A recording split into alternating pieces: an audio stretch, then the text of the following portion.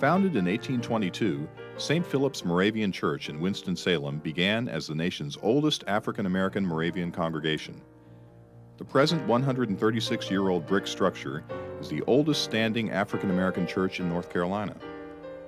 The church is located in the restored Moravian town of Salem, a community founded in 1766. The Moravian Church in Salem originally ministered to all members of the community, regardless of their race. Although most African-American Moravians were slaves, they participated in church life. In spite of their enslavement, African Americans were viewed as spiritual equals by the white Moravians, and church members of different races were buried side by side in Moravian cemeteries. In 1822, a separate African American congregation was formed, and a year later, a log building was built at the southern end of Church Street for worship services. The church became a focal point in the region for African American religious and educational life. In addition to religious teaching and worship, the Moravians provided instruction in reading and writing. A state law was enacted in 1831 which prohibited the teaching of literacy to slaves. In 1861, as the Civil War began, Moravian leaders built a new, larger brick building on a lot beside the original wooden church.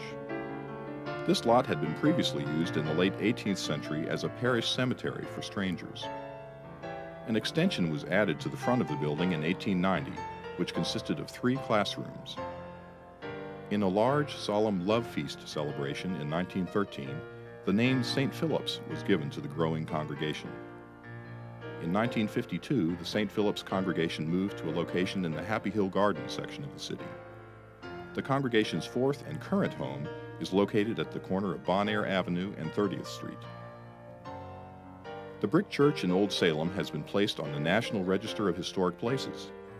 In recent years, the structure has been stabilized, and archaeological digs on the site have provided some interesting discoveries. For example, 31 gravestones were found between 1994 and 1996 under the floor of the 1890 addition and under the front steps. Mel White, Director of African American Programs at Old Salem, has been gathering oral histories and doing research in preparation for an exhibit in February of 1998. The exhibit will be entitled Across the Creek from Salem, The Story of Happy Hill, 1816 to 1952. Old Salem Incorporated will make St. Philip's the focal point of their capital campaign in 1998. They plan to restore the brick building, reconstruct the original log church, and develop an entire complex which will interpret the African American experience in Old Salem.